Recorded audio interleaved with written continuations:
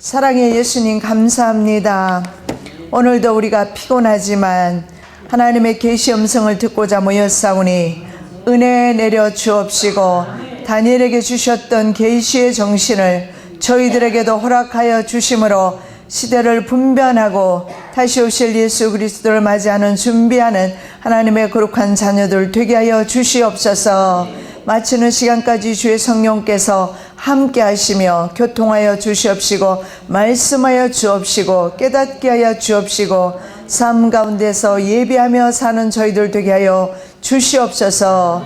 감사하며 예수 그리스도 이름으로 기도드립니다. 아멘. 하늘의 내 바람과 내 짐승이라는 제목으로 7장 말씀을 오늘은 우리가 함께 상고해 보겠습니다. 자, 먼저 내 바람에 대해서 말씀을 드리겠는데, 바벨론 왕 벨사살 왕 원년이라고 나와 있어요. 자, 지난주에 우리가 봤지만 나보니두스의 장남이 벨사살입니다. 그래서 벨사살 섭정 통치 원년에 다니엘이 환상 가운데 하늘에 내 바람이 큰 바다로 몰려서 부는 환상을 보게 됩니다. 그래서 하늘의 내 바람에 대해서 여러 가지 해석이 있습니다만은 제 개인적으로는 케일이라는 신학자가 말하는 그 내용대로 말씀대로 저는 그렇게 봅니다. 그게 케일이라는 신학자는 이렇게 말합니다. 세상을 관리하는 하늘의 권세와 권능이라고 말합니다. 이 바람이라는 것이 뭐냐? 바로 세상을 관리하는 하늘의 권세와 권능이다, 이렇게 말합니다. 자, 분명한 사실은 세상 권세는 하나님의 섭리와 통치 가운데 운행된다는 사실입니다. 그래서 오늘 본문의 2절에 보니까 이런 말씀이 있습니다. 다니엘이 진술하여 이르되 내가 밤에 환상을 보았는데 하늘의 내 바람이 큰 바다로 몰려 불더니 큰 짐승 넷이 바다에서 나왔는데 그 모양이 각각 다르더라. 그래서 오늘은 내 바람과 내 짐승에 대해서 좀 살펴보겠는데, 다니엘이 환상을 보았는데 그 환상이 뭐냐면 하늘에 내 바람이 큰 바다로 불었다. 자, 이 바람이 부니까 바다에서 큰 짐승 넷이 나왔다, 이런 내용입니다. 그런데 그 짐승 넷이 바다에서 나왔는데 그 모양이 각각 다르다. 첫째는 사자와 같고 독수리의 날개가 있고 내가 보는 중에 그 날개가 뽑혔고 그 땅에서 들려서 사람처럼 두 발로 서게 함을 받았다. 그리고 또 사람의 마음을 받았다, 이렇게 말합니다. 자, 이것은 지난번에 우리가 첫째, 둘째, 셋째 짐승까지 다 살펴보았습니다. 오늘도 네 번째 짐승에 대해서는 살펴보지 않고 다음에 다시 네 번째 짐승, 성경에는 작은 뿔로 나와 있으며 이 네 번째 짐승 제국에서 나오는 그 세력이 바로 작은 뿔입니다. 10뿔 가운데서 나오는 작은 뿔, 이 작은 뿔이 바로 적그리스도가 되겠습니다. 자, 먼저 바람을 이제 우리가 먼저 살펴봐야 될 것 같아요. 바람은 세상을 심판하는 하나님의 권세와 권능이다. 자, 스가랴 6장 1절에서 5절 말씀입니다. 내가 또 눈을 들어 본즉 내 병거가 두 산 사이에서 나오는데 그 산은 구리산이더라. 첫째 병거는 붉은 말들이, 둘째 병거는 검은 말들이, 셋째 병거는 흰 말들이, 넷째 병거는 어룽지고 건장한 말들이 메었는지라. 내가 내게 말하는 천사에게 물어 이르되 내 주여 이것들이 무엇이니까 하니 천사가 대답하여 이르되 이는 하늘의 내 바람인데 온 세상의 주 앞에 서 있다가 나가는 것이라 하더라. 자, 여기에도 보니까 내 바람이 나옵니다. 자, 구리산 사이에서 나오는 내 병거가 있습니다. 산이 구리로 되어 있어요. 구리산 사이에서 나오는 네 개의 병거와 그리고 네 마리 말이 나옵니다. 이것이 무엇이냐면 바로 내 병거와 내 말은 하늘의 내 바람이다.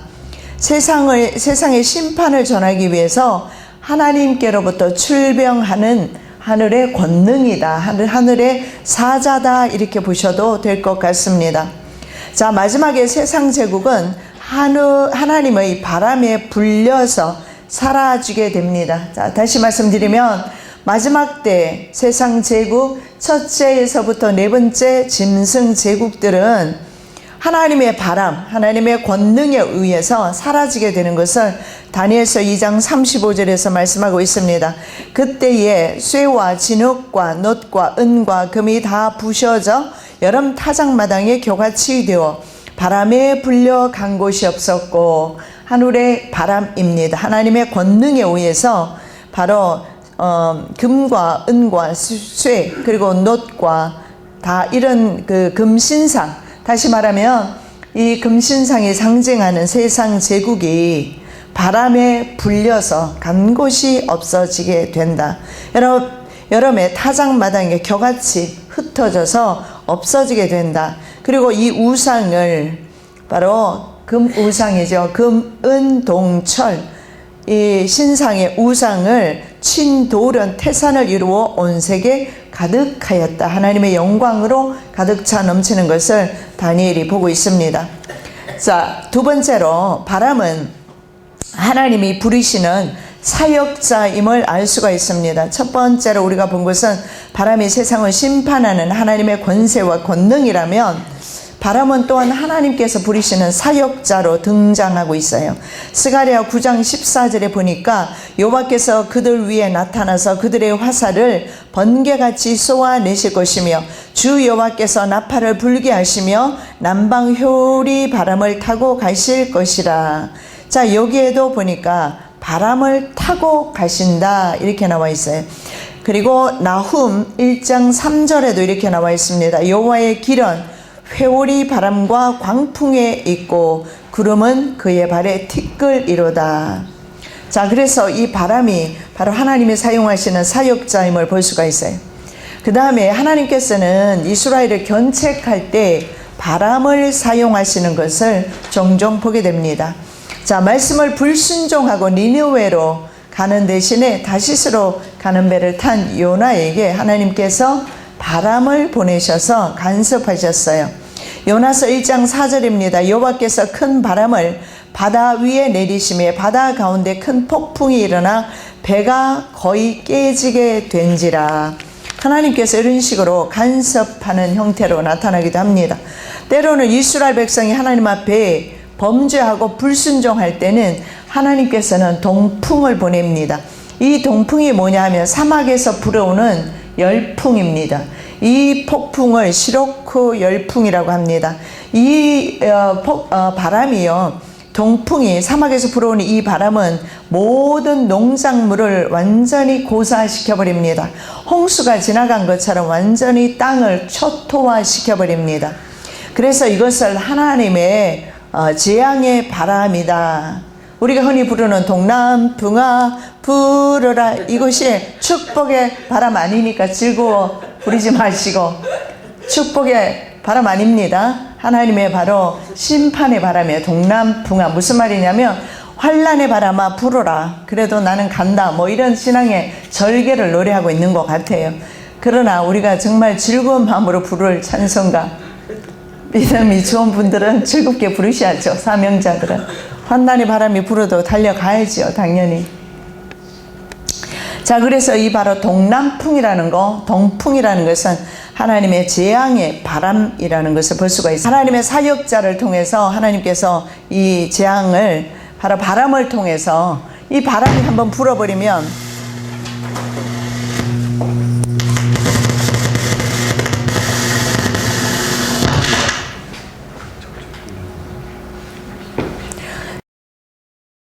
자, 이 바람이 불면, 이 재앙의 바람이 불면 살아있는 그런 농작물이 없어요. 동식물도 살아있을 수가 없어요. 그래서 호세아 13장 15절에 이런 말씀을 합니다.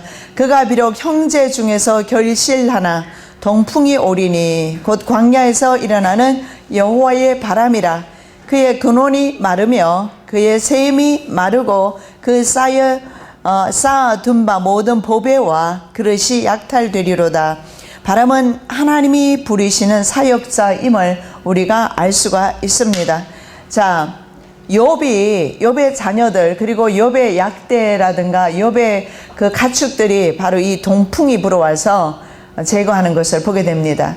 물론 욥을 징계하기 위함은 아니지만, 그러나 이 동풍이 불어왔을 때 엄청난 그런 그 재산 피해와 생명의 피해를, 생명을 앗아간 것을 보게 됩니다. 그래서 이 동풍이라는 것은 아주 무서운 하나님의 징계의 바람인 것을 알 수가 있어요. 그래서 이 바람이 분다는 것은 바로 세상에 바로 짐승 제국이 세워진다는 의미와 같습니다. 자, 그 다음에 두 번째로 우리가 살펴볼 것은, 그러면 큰 바다는 무엇인가? 성경에서 말하는 큰 바다. 자, 바람에 대해서는 우리가 이해하셨죠? 예, 이 바람 이해하셨고, 그 다음에 큰 바다에 대해서 한번 살펴보겠습니다.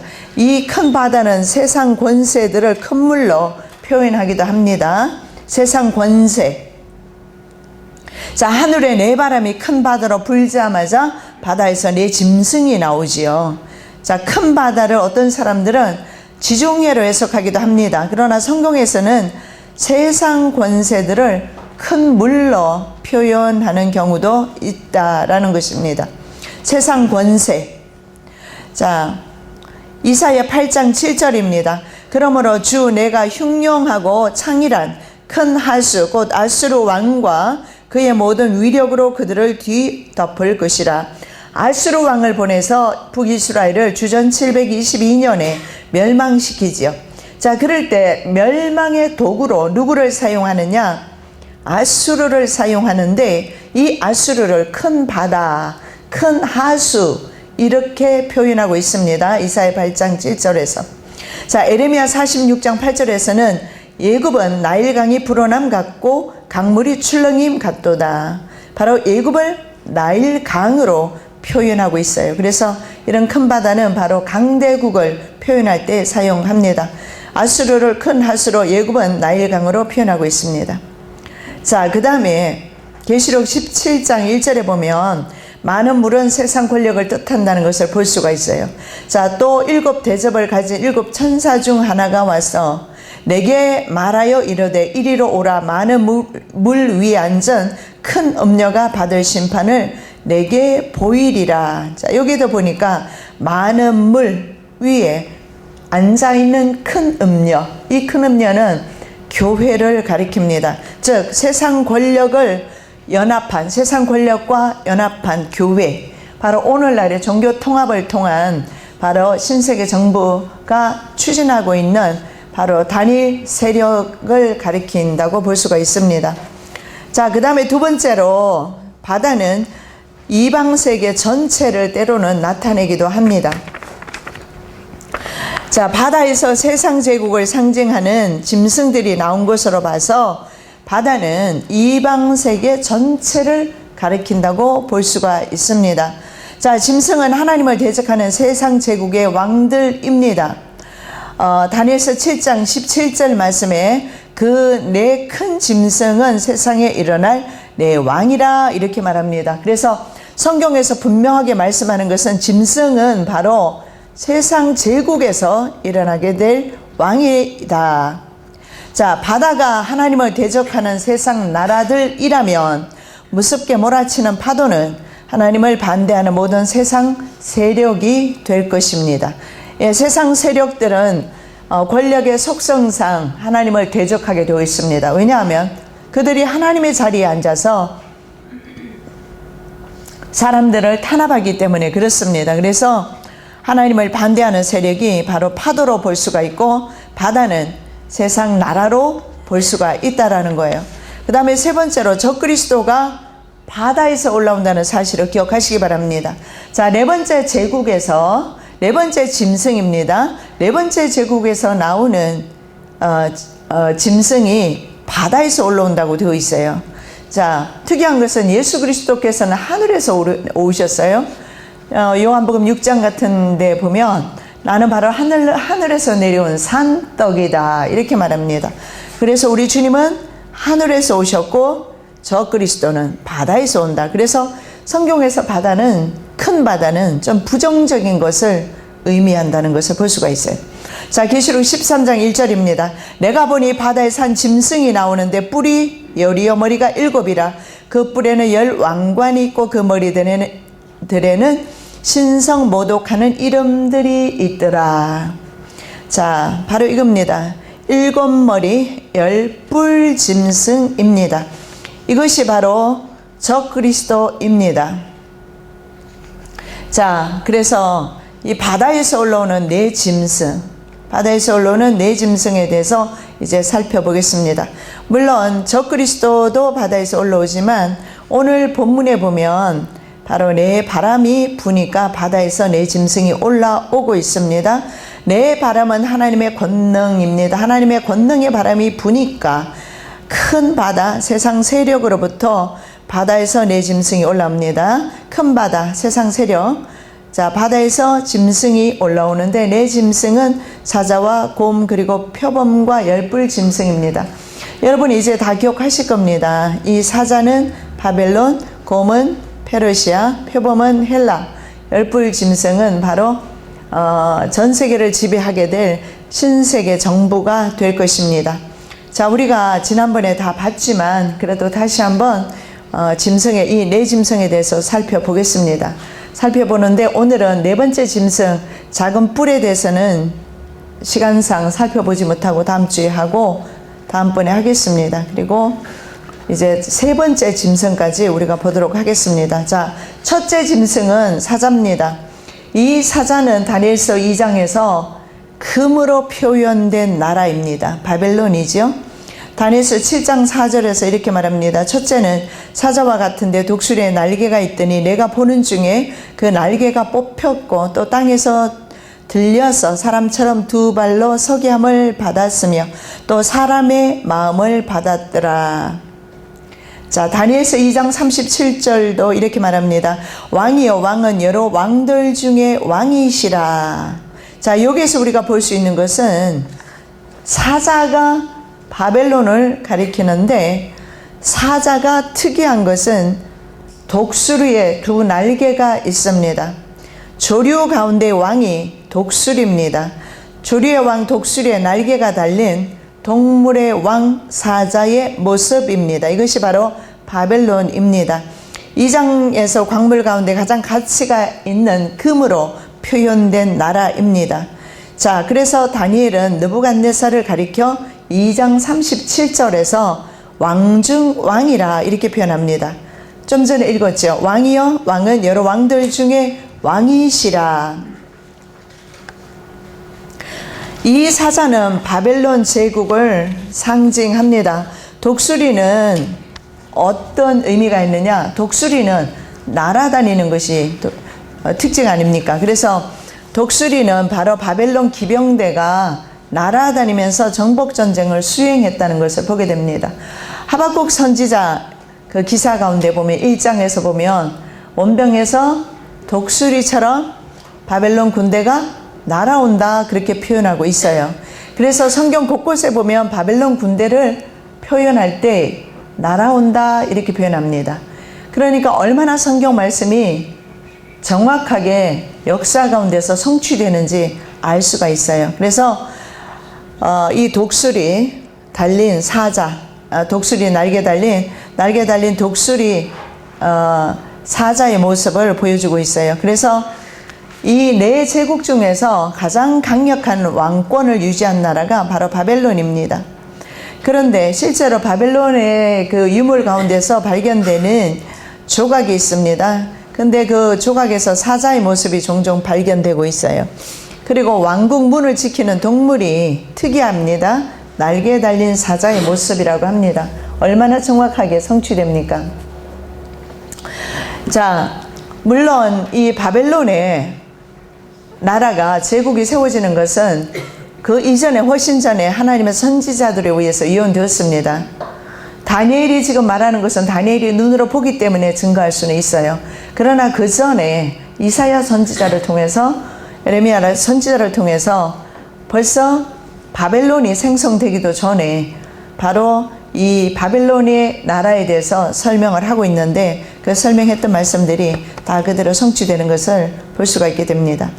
자, 그런데 사자가 특이하게 나중에는 날개가 뽑힙니다. 그래서 사자가 날아다니면서 정복전쟁을 했는데 날개가 없으니까 자, 정복전쟁을 했다는 그런 의미가 되죠. 날개가 있다는 것은 기병대의 활약이라고 했습니다. 그래서 그냥 이스라엘을 정복할 때 날아와서 이스라엘을 정복하듯이 그렇게 정복하게 될 것이다. 하박국 선지자 그렇게 말합니다. 자, 기병대의 활동이 이제는 꺾이게 되는 겁니다. 무슨 말이냐면 느부갓네살이 이성을 잃게 됩니다. 지난번에 느부갓네살이 이성을 잃고 광인이 되어서 돌아다닌 것을 우리가 살펴보았습니다. 그래서 느부갓네살이 이성을 잃게 되면서 정복전쟁을 더 이상 할 수가 없게 되면서 중단하는 것이 바로 날개가 꺾이는 것입니다. 그리고 또 특이한 것은 땅에서 들려서 사람처럼 두 발로 서게 됩니다. 사람의 마음을 받았다. 이 말은 뭐냐면 여러분 세상 제국을 짐승으로 표현합니다. 짐승이라는 것은 사람의 마음을 가지고 있지 않아요. 짐승은 말 그대로 맹수입니다. 맹수는 사람의 마음을 가질 수가 없어요. 긍휼히 여기는 마음 같은 것 없어요. 본능에 충실한 것이 바로 맹수들의 특징입니다. 자, 그런데 이 짐승이 특이한 것은 첫 번째 짐승이 특이한 것은 뭐냐면 짐승의 모습이 변해서 사람처럼 된다라는 것입니다. 자, 이것은 뭐냐면 왕중왕이라고 다니엘이 칭찬한 이 바벨론의 느부갓네살 왕이 추락하지요. 이성을 잃습니다. 미쳐서 상과들을 헤매고 다녔습니다. 그러면서 진짜 왕중왕은 자신이 아니라 전능자 하나님이 따로 계신다는 사실을 인정하게 됩니다. 그래서 여기서 볼 수 있는 것은 세상 제국이 하나님의 전능자 하나님을 경험하면서 이제 사람의 마음을 갖게 되는 겁니다. 사람이라는 것은 창조주 하나님과 구분하는 것이 바로 사람이라는 것입니다. 사람이라는 뜻이 뭐냐면 흙이라는 뜻입니다. 흙. 사람이라는 것은 흙이라는 뜻입니다. 그래서 흙으로 돌아갈 수밖에 없는 연약한 인간인 사람. 이 사람은 결코 왕이 될 수 없다라는 것을 보여주고 있어요. 사람은 결코 자기 자신의 생명에 대해서도 주권자가 될 수가 없다라는 것을 보여주는 거예요. 그래서 다니엘서의 주제는 역사의 주인도 하나님이시고 내 인생의 주인도 하나님이시다. 이거 철저하게 다니엘서를 끝내면서 이거 배우셔야 돼요. 그래서 정말 내 인생의 주인으로 주님만을 모시고 내가 살아가겠습니다. 결심하고 결단하면서 다니엘서 끝내야 합니다. 여전히 끝내고 나서도 우리가 내 인생의 주인이 되겠다. 그러면 공부 잘못한 거예요.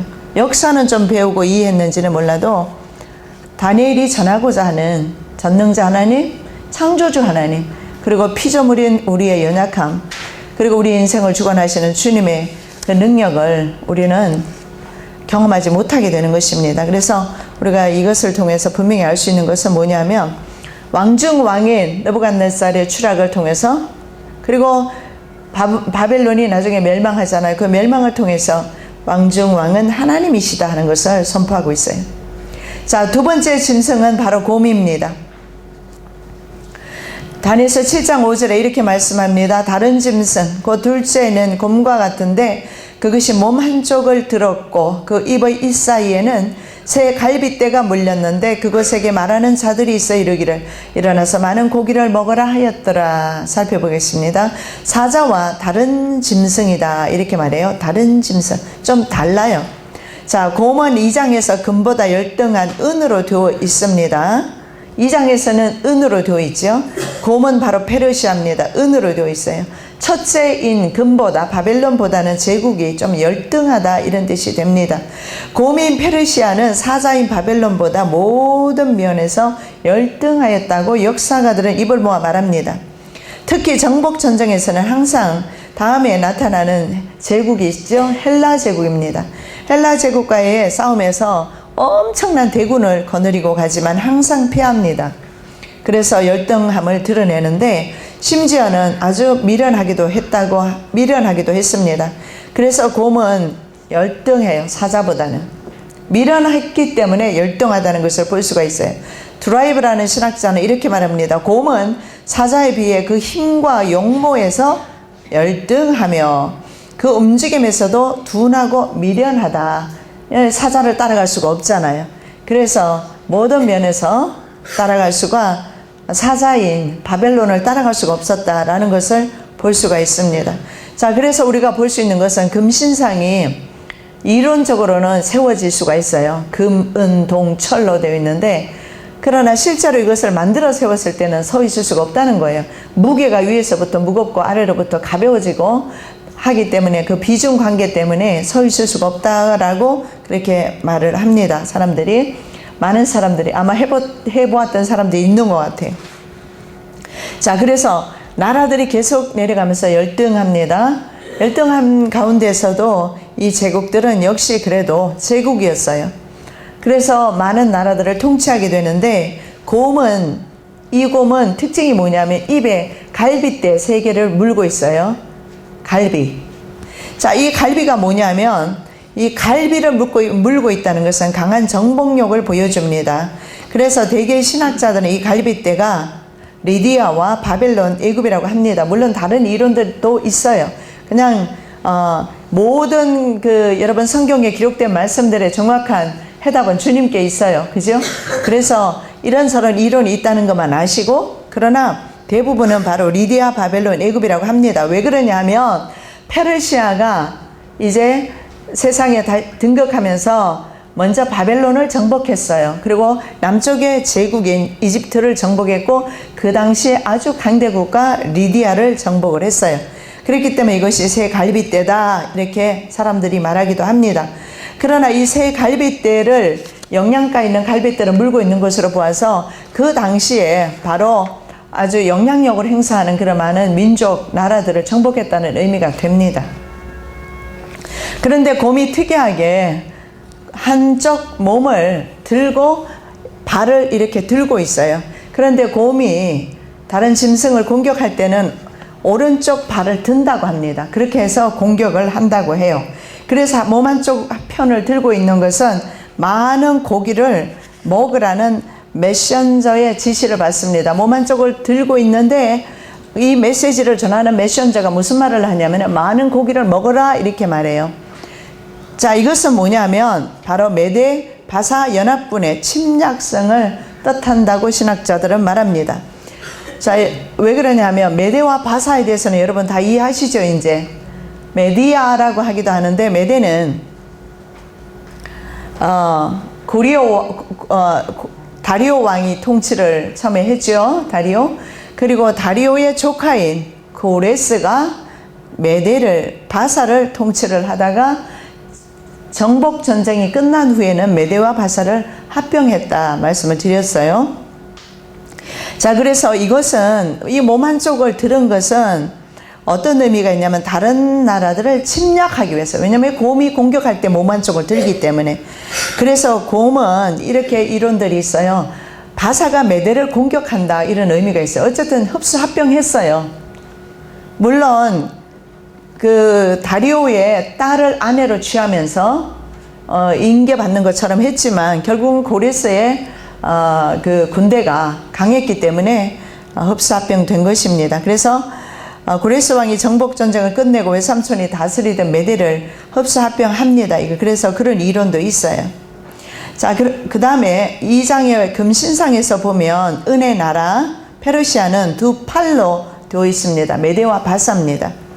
메대와 바사 연합군을 지휘한 고레스가 외삼촌 다리옥에 제국을 맡기고 정복 전쟁을 수행한 이때라고 보기도 합니다. 자, 이때에 두 가지 이제 이론이 있죠. 바사가 메대를 공격했다. 몸 한편을 든 것이. 또 하나는 다리오 왕에게 제국을 맡겨두고 고레스가 수많은 나라들을 무자비하게 침략을 했습니다. 퓨지라는 신학자는 이렇게 말합니다. 그 나라는 적군을 눈사태가 쏟아지듯이 덮치고 압도할 만한 대군이 없이는 출정을 하지 않았다. 특이합니다. 여러분 에스더서에 보면 아하수에르 왕이 크세스라고 하는 아하수에르 왕입니다. 이 아하수에르 왕이요 출정하기 전에 180일 동안 잔치한 것이 나와 있어요. 얼마나 허식이 심했던 나라인지 알 수가 없어요. 페르시아가. 그래서 이 군대는요 한 번씩 출정할 때마다 보통 다른 나라 군대의 수십 배에 해당되는 그런 군인들을 데리고 나가요. 다리오 군대가 나갈 때는 70만 군인들과 400척의 배를 그리고 12만 명의 해군을 데리고 출정했어요. 에스토의 남편인 아하수에로가 헬라, 그리스를 원정할 때 250만 명의 군대. 물론 이 숫자도 여러분 조금 차이가 있습니다. 이 숫자는 진리가 아니니까 그냥 참고만 하십시오. 페르시아가 그렇게 많은 군대를 아주 물이 넘치듯이 그렇게 물에 넘쳐나는 것 같이 많은 군대를 몰고 갔다. 여러분 300이라고 하는 영화 보셨어요? 그 영화를 보면 아하수에르 왕이 엄청난 군대를 이끌고 와서 해변을 완전히 쫙 깔아버리는 것을 보게 됩니다. 그런 것을 보면 조금 참고가 돼요. 자, 마지막 왕이 바로 역시 다리오입니다. 다리우스 3세도 50만에서 60만 명의 군대로 전쟁을 수행했지만 적은 군대를 이끌고 온 알렉산더에게 패하게 됩니다. 그런데 그럼에도 불구하고 페르시아 통치 지역은요, 바벨론보다도는 2배가 되었다고 합니다. 이것은 고기를 먹는 포식자, 곰의 모습을 그대로 드러내고 있어요. 그래서 지역적으로 봤을 때는 바벨론보다는 굉장히 넓은 그런 영토를 다스렸지만 질적인 면에 있어서는 왕국이 질이 떨어진다는 것을 보여줍니다. 자, 그 다음에 세 번째 짐승입니다. 세 번째 짐승은 표범입니다. 다니엘서 7장 6절입니다. 그 후에 내가 또 본즉 다른 짐승 곧 표범과 같은 것이 있는데 그 등에는 새의 날개 넷이 있고 그 짐승에게 또 머리 넷이 있으며 권세를 받았더라. 여러분, 표범이라는 동물은 특징이 아주 빠르고 민첩합니다. 여기서 권세를 받았어요. 이 표범은. 이 권세는 누가 주었느냐 하면 하나님께서 주신 것입니다. 자, 그래서 권세를 받았다라는 이 단어 속에서 헬라 하면 알렉산더 대제입니다.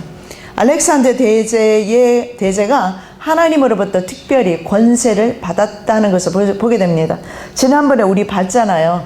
알렉산더 대제가 예루살렘을 통과할 때 대제사장이 안내로 성소에 들어가서 하나님을 예배한 것까지 나와요. 왜냐하면 그가 페르시아 출정하기 전에 바로 이스라엘의 대제사장 옷을 입은 사람들이 나타났어요.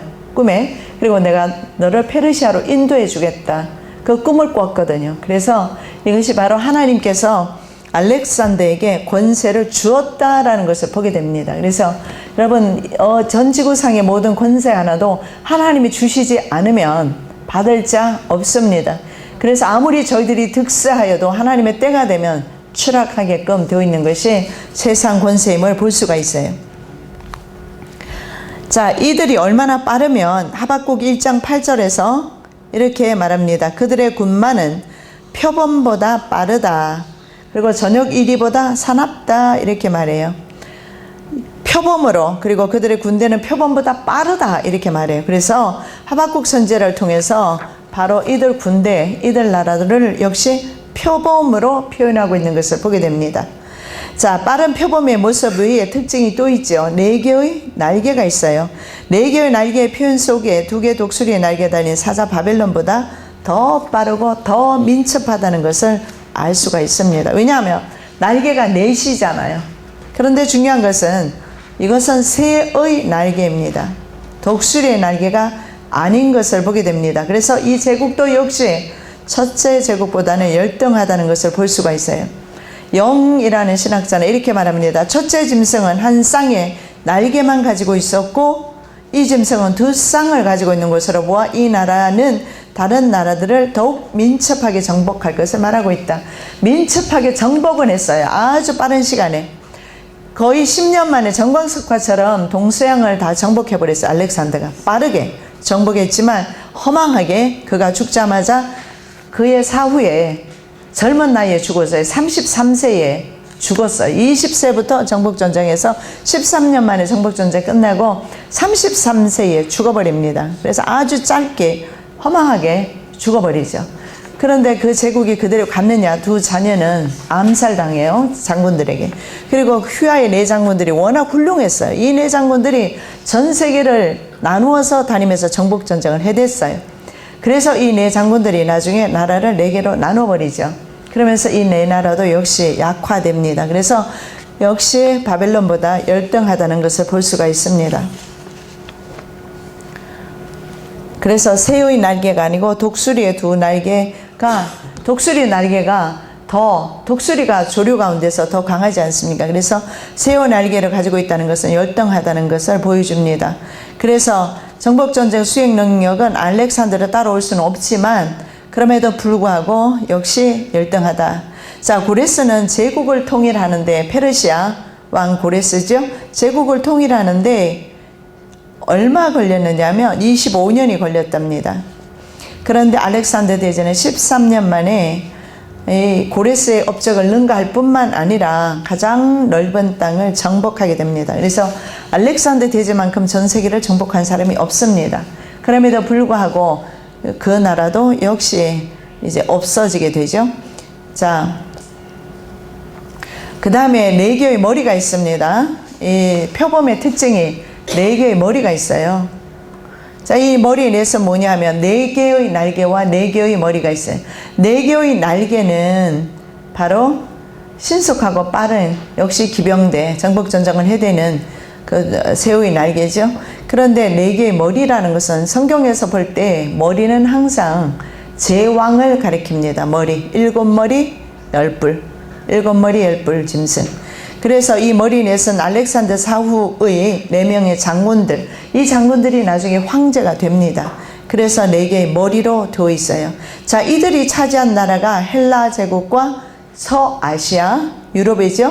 그리고 애굽, 이집트, 그리고 페르시아 나누어서 차지하게 되고, 다니엘서 11장에 가면 북방왕, 남방왕이 나오는데 남방왕은 이집트, 북방왕은 시리아, 바로 이제 서아시아가 되겠죠. 이런 나라들, 이 나라들. 그래서 시리아 북쪽에 있어요. 이스라엘의 북쪽에 지금 시리아 폭동이 일어나고 있는 데가 바로 그곳입니다. 그 시리아를 통치하던 셀루쿠스 왕조와 남쪽에 프톨로미 혹은 톨레미 왕조라고 합니다. 왕조와의 싸움이, 150년간의 싸움이 다니엘서 11장에 나와 있어요. 이 네 장군들이 흩어져서 세운 나라들입니다. 자, 그 다음에 네 번째 짐승, 7머리 10뿔 짐승에 대해서 상세하게 다음에 말씀드리겠고, 약간 서론적으로만 말씀을 드리도록 하겠습니다. 다니엘서 7장 7절 8절 말씀입니다. 내가 밤 환상 가운데 그 다음에 본 넷째 짐승은 무섭고 놀라우며 또 매우 강하며, 이거 주의합니다. 네 번째 짐승은 아직 오지 않았어요. 또 쇠로 된 큰 이가 있어서 먹고 부서뜨리고 그 나머지를 발로 밟았으며, 이 짐승은 전에 모든 짐승과 다르고 또 10뿔이 있더라. 내가 그 뿔을 유심히 보는 중에 다른 작은 뿔이 그 사이에서 나더니 첫 번째 뿔 중의 셋이 그 앞에서 뿌리까지 뽑혔으며, 이 작은 뿔에는 사람의 눈 같은 눈들이 있고 또 입이 있어 큰 말을 하였더라. 자, 세상에 어떤 짐승도 지금까지 짐승들 있었어요. 자, 세상의 작은 나라들을 말하는 게 아니에요. 지금까지 나타났던 세계 열강들, 제국들, 이런 제국들을 짐승으로 표현하는데, 네 번째 짐승은 지금까지 나타났던 그 어떤 제국과 다르다. 아주 파괴력이 강한 그런 짐승이다. 그래서 이것을 다니엘은 어떤 짐승으로 국한해서 설명을 하지를 못합니다. 왜냐하면 보통 뿔은 1개 정도, 2개 정도로 표현합니다. 예를 들어서 보십시오. 다니엘서 8장에 보면 양과 염소가 나와요. 숫양과 염소가 나와요. 숫양은 페르시아, 숫염소는 헬라를 가리켜요. 근데 그것도 결국은 2뿔입니다. 그리고 그 중에 숫양 2뿔 가운데서 한 뿔이, 현자 뿔이 나오는데 알렉산더 대제를 가리켜요.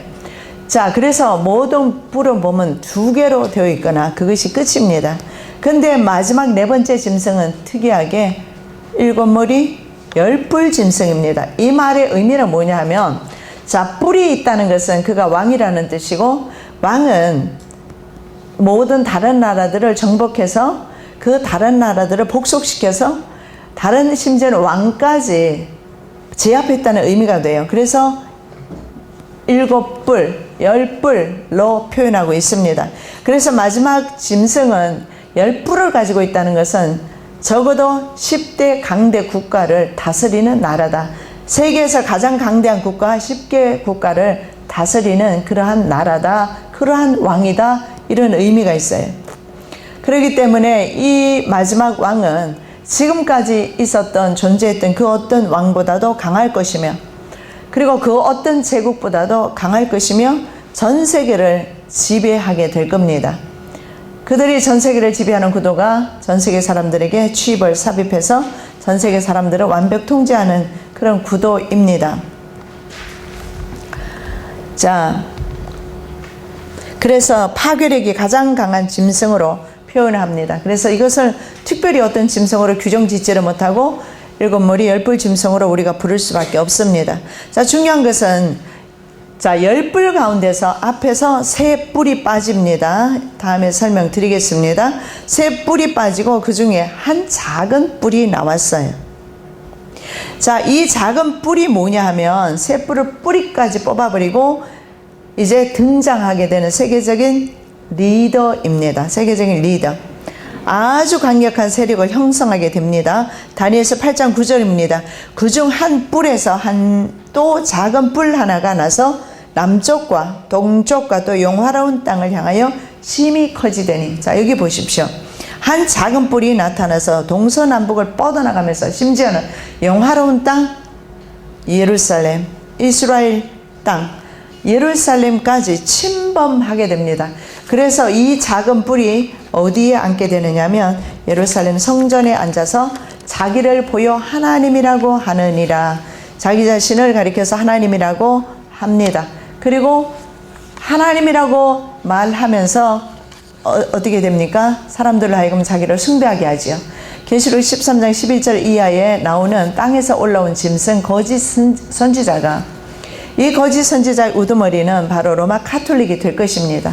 그래서 거짓 선지자가 그를 위해서 우상을 세우고 절을하게 하며 예배하게 합니다. 그래서 예배하지 아니하는 자는, 그의 지시를 받지 아니하는 자는 바로 칼에 죽게 된다. 계시록 20장 4절에서 그렇게 말씀을 하고 있습니다. 자, 넷째 짐승은 다음에 살펴보고, 자, 그 다음에 11절 12절 말씀, 7장 11절 12절 말씀에 보면 네 짐승에 대한 심판이 나옵니다. 네 번째 짐승을 살펴보려면 한참을 살펴봐야 돼요. 그래서 분량이 많아서 일단 넘어가는 겁니다. 자, 11절 12절 이렇게 말씀합니다. 그때 내가 작은 뿔이 말하는 큰 목소리로 말미암아 주목하여 보는 사이에 짐승이 죽임을 당하고 그의 시체가 상한 바 되어 타오르는 불에 던져졌으며 그 남은 짐승들은 그의 권세를 빼앗겼으나 그 생명은 보존되어 정한 시기가 이르기를 기다리게 되었더라. 자, 여기에 말씀을 살펴보면 네 번째 짐승인 작은 뿔에 대한 아주 신속하고 엄중한 심판, 무서운 심판이 이루어지는 것을 보게 됩니다. 이들이 아무리 무서운 제국을 형성하고 심지어는 전 세계 사람들에게 칩을 삽입하고 완벽 통제하면서 전 세계를 통치한다 하더라도 그들에 대한 하나님의 심판은 아주 빠르고 신속하고 엄중하고 무섭게 진행되고 있는 것을 보게 됩니다. 자, 이 작은 뿔, 이것이 계속 심판이 이루어지는 가운데서도 큰 목소리를 내고 있는 것을 다니엘이 주목하게 됩니다. 그때 내가 작은 뿔이 말하는 큰 목소리로 말미암아 주목했다. 나오죠? 자, 애초부터 항상 계신 이의 계시가 주어지는 동안에도 작은 뿔은 계속해서 거만하고 오만한 말을 뱉어내고 있어요. 왜냐하면 성경에서 그가 큰 입을 가지고 있다 이렇게 말합니다. 여러분, 이 입을, 큰 입을 가지고 있다는 것은 이 큰 입으로 하나님을 바로 하나님의 그 대적하는 그 입술이 되기 때문에 그렇습니다. 그 입으로 참남된 말을 한다. 성경에는 그렇게 말을 하고 있어요. 참남되다라는 것은 감히 하나님에게 할 수 없는 불경스러운 말들을 한다. 다니엘서 7장 20절 또 그것의 머리에는 10뿔이 있고 그 외에 또 다른 뿔이 나오매 새 뿔이 그 앞에서 빠졌으며 그 뿔에는 눈도 있고 큰 말을 하는 입도 있고 그 모양이 그의 동류보다 커 보이더라. 입이 커요. 그리고 입이 크다는 것은 하나님에 대해서 불경죄를 저지르기도 하지만 또 하나는 뭐냐면 전 세계를 다스리는 힘이 있다는 것을 보여줍니다. 왜냐하면 가난하고 소외된 사람의 말 한마디는 신청이 안 돼요. 그렇지만 전 세계적 리더가 말을 한마디 했을 때는 전 세계가 엄짝달싹 할 수가 없어요. 그래서 바로 그의 말이 그의 입이 그래서 큰 것입니다. 입이 크다 이렇게 표현하고 있어요. 그래서 동료보다 입이 더 크다. 그래서 이 큰 입으로 계속해서 마지막까지 하나님을 대적하고 있어요. 그런데 바로 그 순간에 하나님의 멸망이 그에 대한 멸망의 선포가 바로 떨어지면서 신속하게 작은 뿔은 죽임을 당합니다. 그리고 상하게 됩니다. 우리말에는 상하다 이렇게 나오는데 영어 성경에 보면 destroyed 나와 있어요. 완전히 그 몸이 죽임을 당해서 파괴돼요. 난도질을 당한다 이렇게 볼 수가 있어요. 그리고 나서 불에 던져져요. 이 모습에서 우리는 전혀 회상할 수 없는 짐승의 최종적인 그런 최후의 심판의 모습, 멸망의 모습을 볼 수가 있어요. 넷째 짐승에 대한 바로 하나님의 심판을 지금 말하고 있습니다. 넷째 짐승에 대한 최후 불심판이 아주 빠르고 신속하게 진행된다. 불심판입니다. 자, 그래서 이것은 왜 그러냐면 적그리스도, 작은 뿔 적그리스도의 완전한 멸망을 보여주기 위해서 성도들에게 위로와 희망을 주면서 동시에 하나님의 권세, 권능, 아까 그랬잖아요. 그 바람이 불었다고 했지 않습니까? 그래서 그들이 출현했습니다. 어쩔 수 없이 그들의 세력은 출현됩니다. 그러나 중요한 것은 하나님의 주권 속에 세상 세력이 있다는 것을 우리가 알고 있어야 합니다. 자, 악한 자들은 바로 불 가운데서 심판받는다. 즉 다른 말로 하면 지옥불에 떨어지게 된다는 것을 보여주고 있어요. 이것이 바로 마지막 넷째 짐승에 대한 심판의 내용입니다. 그 다음에 말씀에 보면 처음에 나타난 세 번째 짐승, 이게 나중에 나타나죠. 먼저 넷째 짐승의 심판이 먼저 이루어지고 그 다음에 처음 세 짐승. 세 짐승이라면 뭡니까? 바벨론, 페르시아, 헬라가 되겠죠. 이런 나라들. 그런데 상징적으로 그런 나라들이 지금 없어요. 그렇다면 이 의미는 뭡니까? 바로 역시 이 강력한 마지막 네 번째 짐승 외에 작은 세상 제국들, 그런 의미가 되겠죠. 이런 짐승들도 다 작은 뿔처럼 똑같이 멸망을 당합니다. 그런데 희한한 것은 정한 시기가 있어요. 그 시기까지 좀 보류되고 있는 것을 보게 됩니다. 때와 시기는 하나님께서 정하십니다. 그러나 문제는 역시 이들 세력도 그 시기가 오면 권력과 통치권이 상실됩니다. 자, 이렇게 서서히 심판이 이루어지는 것은 그 이유는 뭐냐면 그 시간적인 문제를, 시차를 보여주는 것이 아니라 바로 이 마지막 네 번째 짐승이 얼마나 사악하고 그리고 얼마나 오만한지, 그래서 먼저 그 네 번째 짐승에 대한 심판이, 강력한 심판이 먼저 이루어지는 것을 보여주기 위해서, 그래서 바로 네 번째 짐승의 그 죄악상이 아주 크다는 것을 보여주기 위해서 먼저 신속하게 이루어지고 그 다음에 나머지 세 짐승에 대해서 심판이 서서히 이루어지게 되는 것을 보게 됩니다. 자, 여기에서 우리가 볼 수 있는 것은 뭐냐 하면 바로 하나님께서는 뭐 순서가 중요한 것이 아니라 하나님께서는 세상 제국들을 완전하게 멸망을 시킨다는 것을 보여주게 됩니다. 자, 그리고 그 다음에 나타나는 것이 뭐냐면 하나님의 영원한 보좌, 하나님의 영원한 권세, 하나님의 나라가 이제 선포되는 것을 보게 됩니다. 자, 7장 13절 14절의 말씀입니다. 내가 또 밤 환상 중에 보니 인자 같은 이가 하늘 구름을 타고 와서 옛적부터 항상 계신 이에게 나아가 그 앞으로 인도되매 그에게 권세와 영광과 나라를 주고 모든 백성과 나라들과 다른 언어를 말하는 모든 자들이 그를 섬기게 하였으니 그의 권세는 소멸되지 아니하는 영원한 권세요 그의 나라는 멸망하지 아니할 것이니라. 이렇게 하나님 나라의 권세에 대해서 말씀을 하는데, 자 여기에 보면 인자 같으니 케바르 에나쉬라고 합니다. 이 인자 같으니라고 해석이 되어 있는데, 이걸 다른 말로 하면 사람의 아들과 같은 이, 이렇게 말할 수가 있어요. 사람의 아들 같은 이가 하나님 나라에서 뭘 하느냐면 즉위식을 하고 있어요. 왕으로서 즉위하고 있어요. 자, 예측부터 보십시오.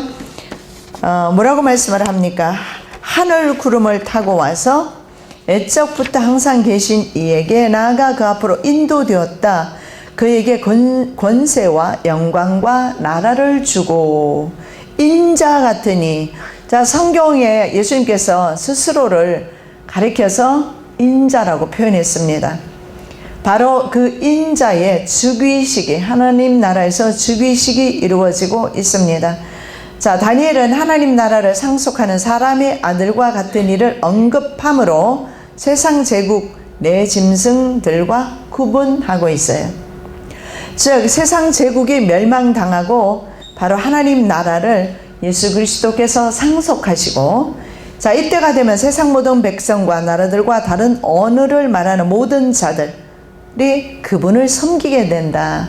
바로 마지막까지 믿음을 지키고 인내의 믿음을 지킨 하나님의 자녀들이 그분을 섬기게 된다라고 말씀을 하고 있습니다.